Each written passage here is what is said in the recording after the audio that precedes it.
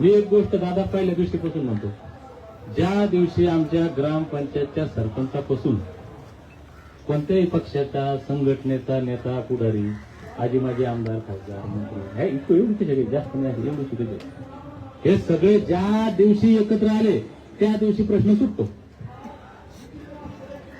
आता आम्ही सगळे प्रयत्न केले, हे एकत्र झाले नाही, मग प्रश्न सोडायचा का? मी त्याच्याही पुढचं तुम्हाला सांगतो, पटलं तर घ्या, नाही पटलं तर सोडून द्या. हे नेते एकत्र आले तर संध्याकाळी प्रश्न सुटतो. आणि नेते जरी एकत्र येत नसेल ना, तर प्रत्येक सामान्य माणसानं, गोरगरीब धनगरांना एकत्र या, त्या दिवशी प्रश्न सुटतो. यायला जर याच्या खुर्च्या प्यारा असेल, यायला जर पक्ष प्यारा असेल, यायला जर याच्या संघटना प्यारा असेल, यायला जर राजकारण प्यारा असेल, तर तुमचं वाटोळ काम करून घेता. करा ना आत्मपरीक्षा. मी जाहीर सांगतोय, आत्ताही सांगतो, आज मीडियाला आहे सगळी. अरे दीपक वाडत चुकलं काय ते सांगा. पंढरपूरला विजय साक्षीदार जीव धोक्यात गेलता. जालन्यात ते चेक करून पडलं, मी डॉक्टर म्हणले कधी तुम्हाला पॅरालिसिस का टेकील. आता शुगर, जालन्यात 45 शुगर होत दादा.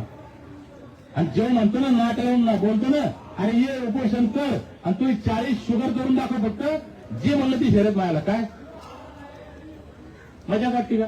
तुझा 70 BP करून दाखव उपोषण करून.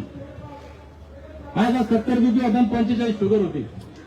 आज 60 शुगर झाली. म्हणतो चॉकलेट खाय, कोणी म्हणतं गोळी खाय. अरे म्हणलं मोरदेनं मी मारायचं. मोरदेनं काल भगतसिंगचा स्मृती दिन होता.